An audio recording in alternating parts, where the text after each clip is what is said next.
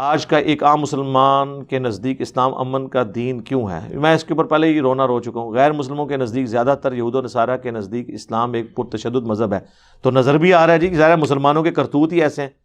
مذہب اور اسلام میں کیا فرق ہے؟ اسلام تو میرے بھائی دین کا نام ہے، مذہب تو اسلام کے اندر جو فرقے ہیں یہ مذاہب ہیں۔ مذہب عربی میں کہتے ہیں چلنے کے، یعنی آپ راستے کو، مسلک کا ورڈ بھی یوز ہوتا ہے۔ اب مذہب اسلام کے اندر سنی شیعہ دو بڑے مذہب ہیں، سنیوں کے اندر چار بڑے مذہب ہیں، حنفی، شافعی، مالکی، حنبلی، یا 5 اہل حدیث کر لیں، یہ سب مذاہب ہیں۔ تو آپ ان کو فرقے کہہ لیں، ظاہر ہے، لیکن وہ تو اپنے آپ کو فرقہ نہیں مانتے، وہ کہتے ہیں نہیں یہ تو مذہب ہے، اسکول آف تھاٹ ہے۔ تو اسلام تو ٹوٹیلٹی۔ اچھا، اور اگر یہ ان معنوں میں پوچھا ہے جو عموماً ہماری وہ خلافت کی تنظیمیں کہتی ہیں کہ جی خالی عبادات پہ عمل کریں گے تو یہ مذہب ہے، اور دین تو جو ہے وہ قانونی طور پر اپلائی کرنے کا نام ہے، تو بالکل ہے میرے بھائی۔ کس کے اوپر قانونی طور پہ دین اپلائی کرنے کا نام ہے؟ مسلمانوں کے اوپر۔ تو جو نماز ہی نہ پڑھے وہ تو مسلمان ہی نہیں ہے۔ جب پہلی شرط ہی پوری نہیں ہے تو آپ یہاں پہ بیٹھ کے دیکھ لیں، لوگ وی لاگس بنا رہے ہیں۔ اسلامی نظام مسلمانوں پہ ہوتا ہے میرے بھائی۔ پاکستان کے شناختی کارڈ میں تو شاید 20 کروڑ مسلمان ہو، لیکن قرآن کی روح سے وہ مسلمان ہیں؟ تو جب تک مسلمان ہی نہیں ہوں گے ان کے اوپر اسلامی نظام، اسلامی سزائیں، یہ دیوانے کا خواب ہے، کرتے رہیں، کچھ بھی نہیں ہونا، وہ ولنگ ہی نہیں ہے۔ دوسری بڑی بات، لوگ کہتے ہیں کہ جی ہم چلیں مکی دور میں کہتا ہوں نہیں، ہم مکی دور سے بدتر دور میں ہیں۔ مکی دور میں کافر اور مسلمان الگ تھے، پتا تھا یہ مسلمان یہ کافر۔ ہمارا دور صحابہ کرام سے زیادہ مشکل دور ہے، کیونکہ جو لوگ یہاں قرآن و سنت کی بات کر رہے ہیں ان کے مخالفین کافر نہیں ہیں، ان کے مخالفین وہ گمراہ فرقے اور ان کے علماء ہیں جو اپنے آپ کو اصل مسلمان سمجھتے ہیں اور قرآن و سنت کی بات کرنے والے کو گمراہ سمجھتے ہیں۔ مجھے بتائیں یہ زیادہ ورس کنڈیشن ہے یا صحابہ کرام کا زمانہ زیادہ ورس تھا؟ یہ زیادہ ہے۔ یعنی کبھی ہوا ہے کسی صحابی کو آیت یا حدیث پیش کریں اور وہ آگے کہہ دے سر تن سے جدا تیرا، یا تو نے رفع الیدین شروع کیا تو تیرے میں شولڈر توڑ دوں گا؟ بتائیں، نہیں۔ لیکن یہاں مسلمان کے ساتھ کر رہا ہے، سر یہودی عیسائی آپ کے شولڈر نہیں توڑیں گے رفع الیدین کرنے کے اوپر، آپ کو مسجد سے یا اپنے گرجوں سے نہیں نکالیں گے، مسلمان نکال دیں گے۔ ان کے اوپر اسلامی نظام کرنا ہے، اور یہ تو 0.0001% ہے، باقی تو سارے ہے ہی قرآن کی روح سے تو قانوناً کافر ہیں۔ وَأَقِيمُوا الصَّلَاةَ وَلَا تَكُونُوا مِنَ الْمُشْرِكِينَ، نماز کو قائم کرنا دیکھنا مشرک نہ ہو جانا۔ جی سورہ روم کی آیت نمبر 31 ہے یہ۔ صحیح مسلم میں 246 نمبر حدیث ہے، بندے کے کفر اور ایمان، شرک اور اسلام کے درمیان فرق نماز ہے۔ صحیح مسلم میں عبداللہ ابن مسعود کا قول ہے کہ تمہارے نبی کی سنتیں ہدایت کی راہیں ہیں، ان کو مت چھوڑنا۔ نبی علیہ السلام کے مبارک زمانے میں اگر کوئی بیمار بھی ہوتا اور 2 بندوں کے سہارے وہ مسجد میں آ سکتا تو مسجد میں آتا تھا، کہیں اسے منافق نہ شمار کر لیا جائے کہ اس نے مسجد میں نماز نہیں پڑھی۔ جامعہ ترمذی میں حدیث، ہمارا اور منافقین کا عہد نماز کے اوپر قائم ہے، جس نے نماز چھوڑ دی اس نے کفر کیا۔ جامعہ ترمذی میں عبداللہ بن شقیق تابعی کہتے ہیں کہ صحابہ کرام صرف تارک الصلاح کی تکفیر کیا کرتے تھے، یعنی نماز چھوڑنے والے کو وہ کافر سمجھتے تھے اور کسی کو نہیں۔ اب مجھے بتائیں پاکستان کے 22 کروڑ عوام میں سے کتنے مسلمان ہیں؟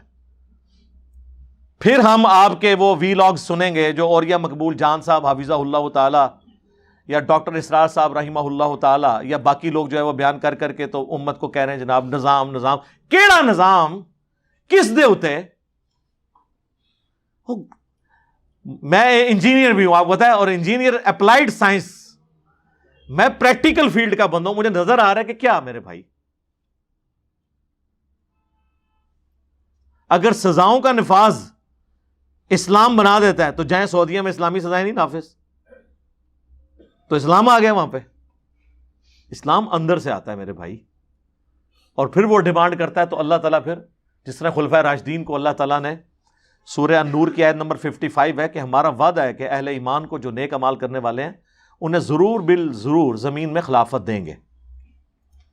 اور ایون شیعہ کی اپنی کتاب نہج البلاغہ کے اندر مولا علی کا خطبہ موجود ہے، وہ جو ان کی ڈسکشن ہوئی سیدنا عمر کے دور میں جب وہ قادسیہ میں جانے کا ارادہ رکھتے تھے تو حضرت علی نے انہیں روکا کہ اگر تم مارے گئے تو پیچھے مسلمانوں کی جمعیت بکھر جائے گی، تو تم قادسیہ میں اپنی جگہ کسی اور کو بھیجو، خود مدینے میں رہو۔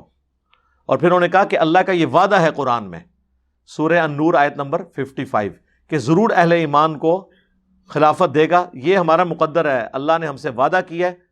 یعنی حضرت عمر کے دور میں جو ایکسپینشن تھی اسلامک ریاست کی، اس کو اللہ کے وعدے کے ساتھ مولا علی نے جوڑا۔ تو یہ اس بات کا ثبوت ہے کہ وہ سیدنا عمر کو نعوذ باللہ غاصب نہیں سمجھتے تھے۔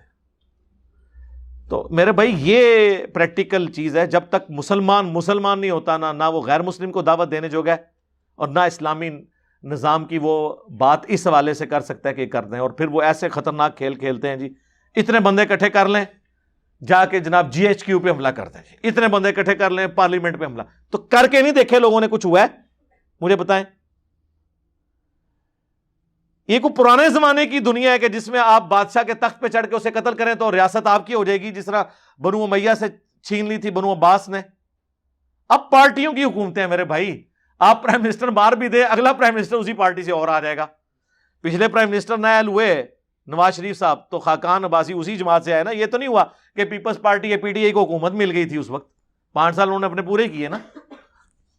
اور پھر جب ملکوں کا نظام ہو، فوجی سسٹم ہو، پوری ایک ریاستی ادارے ہوں، ایک اسٹیبلش سسٹم ہے، اس میں یہ دیوانے کا خواب ہے، اس طرح کرنے سے کچھ بھی نہیں ہونا۔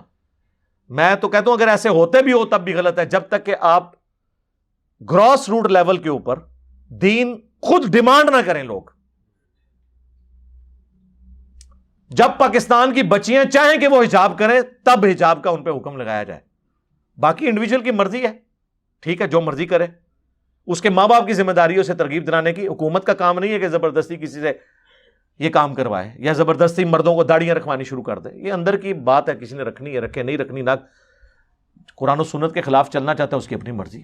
لیکن یہ بس جذباتی باتیں کرنا، 30-40 ہزار کی کرسیوں پہ بیٹھے ہوئے، ٹھیک ہے جی، لاکھوں روپے کے اسٹوڈیوز کے اندر بیٹھ کے ہزاروں روپیہ ویڈیو لیکچرز دینے کا معاوضہ چارج کرنے کے بعد جنت کی باتیں کرنا، اسلامی نظام کی باتیں کرنا، تو پھر تو ہم سوال پوچھیں گے پہلے آپ نے اپنے اوپر اسلام نافذ کیا؟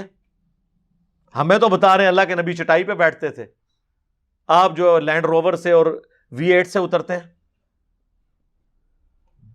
ابھی آپ دیکھ لیں، میں نام لیے بغیر بات کرتا ہوں، پچھلے دنوں آپ کے ایک بہت بڑے پولیٹیکل لیڈر جس کو وراثت میں، اس کے ابا جی کی وراثت میں وہ جماعت مل گئی جو مذہبی جماعت بھی ہے، اس کی شادی ہوئی ہے، اس میں ذرا گاڑیاں گنے آپ، کتنی گاڑیاں ان کے پیچھے اپلائیڈ فار لکھا ہوا ہے۔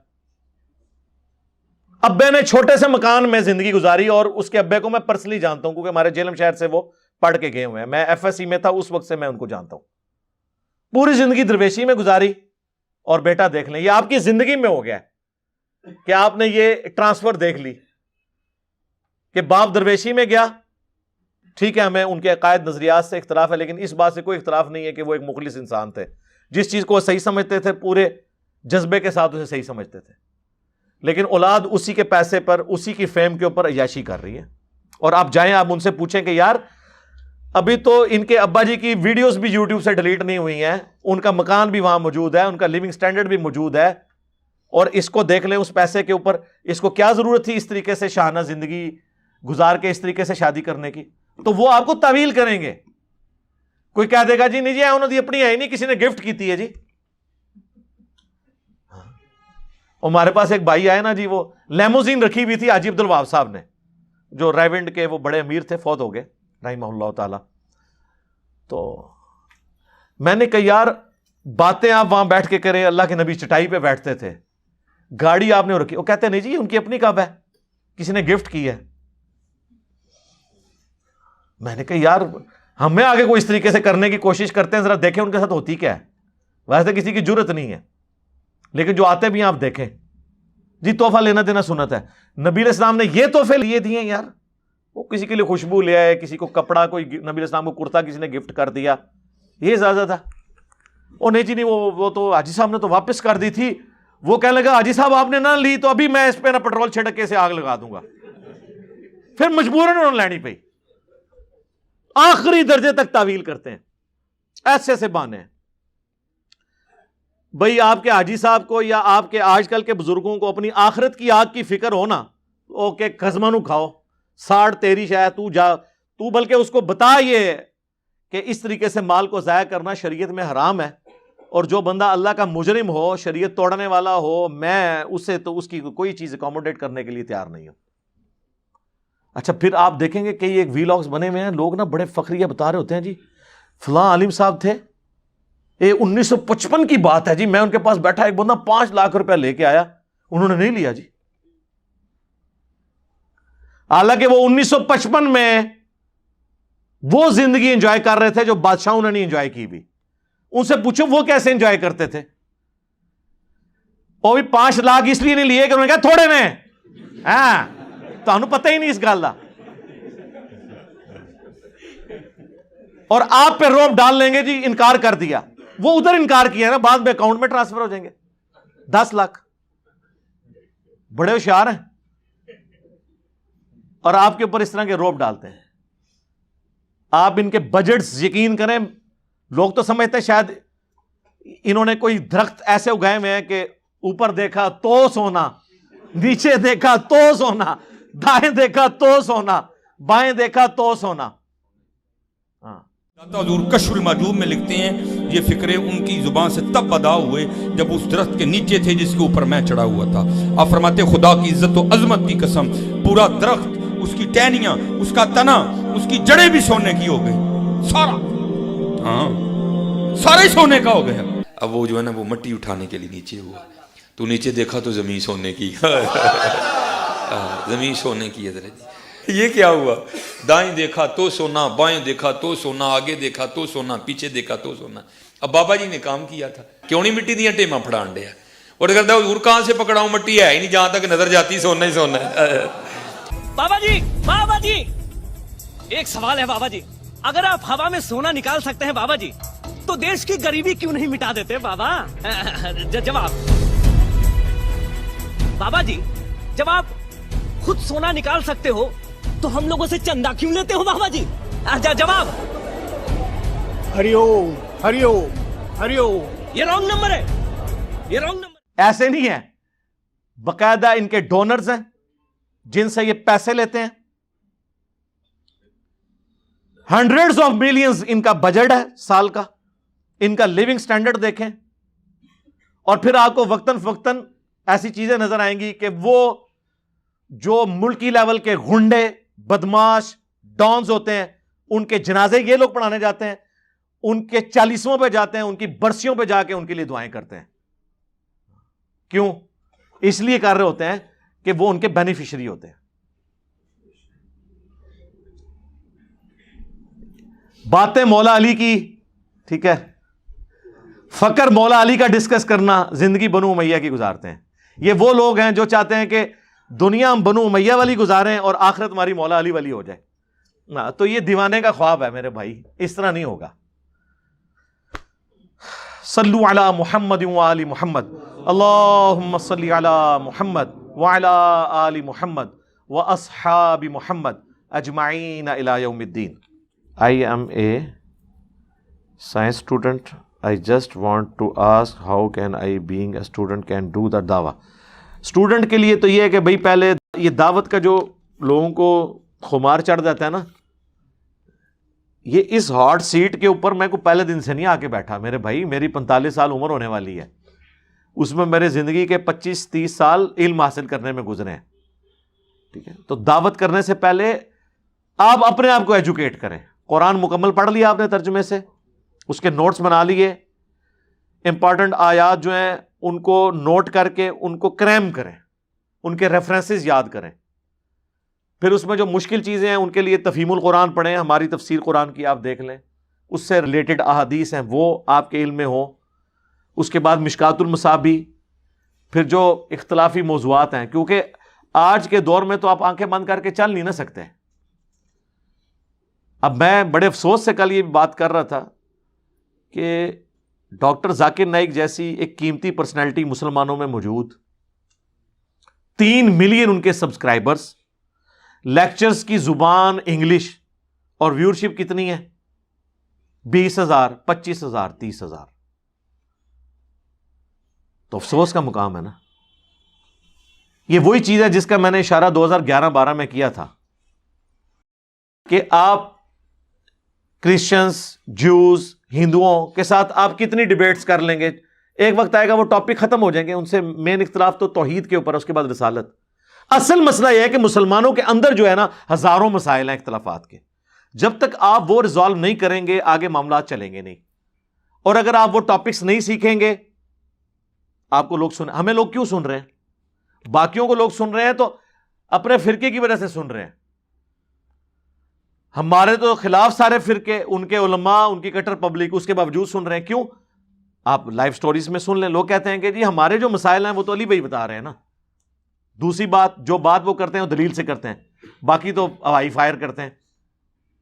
اول تو ٹاپکس ہی نہیں ان کے. تو اس لیے جب آپ دعوت پہ لانچ ہوں تو یہ ذہن میں رکھیں کہ آپ کو آج کے دور کے سارے مسائل پتہ ہوں. یہ نہیں ہے کہ آپ بات کوئی اور کر رہے ہیں، ادھر جا کے کوئی اور بندہ چوہا چھوڑ دے اور آپ کو پتہ ہی نہ ہو، پوری دعوت کا رخ ہی الٹ جائے. اور یہی طریقہ واردات ہوتا ہے ان لوگوں کا. اس کے لیے آپ کو ساری پھکیاں آنی چاہیے. ہاں، الزامی جوابات، جن کو میں اینٹی وینم کہتا ہوں. دوسرے علماء کے سارے ریفرنسز پتہ ہونے چاہیے کہ وہ یہ بات انہوں نے لکھی ہے. قرآن پاک کی آیات آپ کوٹ کر سکیں. ایون جو کریٹیکل آیات ہیں ان میں آپ کو پتہ ہو کہ اس فرقے کے عالم نے کیا ترجمہ کیا ہوا ہے، کہ جو آپ اس کو دلیل کے طور پہ پیش کر سکتے ہیں کہ بھائی تیرے مولوی صاحب نے بھی یہ ترجمہ کیا ہوا ہے، اس پہ جھگڑے والی کون سی بات ہے. تو یہ ساری چیزیں اس وقت آپ کریں گے جب آپ سب کچھ اب یہ ایسی کوئی چیز نہیں ہے کہ آپ کسی کے پاس بیٹھیں یا کسی کے پیچھے نماز پڑھیں اور وہ دائیں طرف سلام پھیرے تو سارے جو ہے وہ مفسرین قرآن ہو جائیں، اور بائیں طرف ہو جائیں تو شیخ الحدیث بن کے نکل آئیں. نہ سر، پیغمبر کا بچہ بھی اس کا وارث نہیں ہو سکتا جب تک کہ وہ اپنے اندر قابلیت نہ پیدا کرے. باقی تو چھوڑ دیں. کتنی بڑی جماعت مولانا مودودی کی، ایک مودودی نہیں آج تک دوبارہ پیدا کر سکی. ایک ڈاکٹر اسرار صاحب پیدا ہوئے، ان کی نہیں بات کر رہا جو فوت ہو گئے. اچھا کیمرہ پیچھے کرو. تو ایک ڈاکٹر اسرار صاحب، وہ بھی ان کے اسٹوڈنٹ، بس ان کی اپنی اولاد بھی اس طریقے سے نہیں چل سکی. تو میرے بھائی، یہ اگر وراثت میں یا شاگردگی میں چیزیں ٹرانسفر ہوتی نا تو یہ معاملات آگے ہوتے. یا صرف کوئی ہم شکل ہو جائے ڈاکٹر اسرار صاحب کا یا میرا، تو اس سے تو وہ یہ نہیں بن جائے گا نا. علم تو آپ کو ایفرٹ پٹ کر کے لرن کرنا پڑے گا. تو دعوت کا شوق تو ہے ہمارے نوجوان بچوں کو.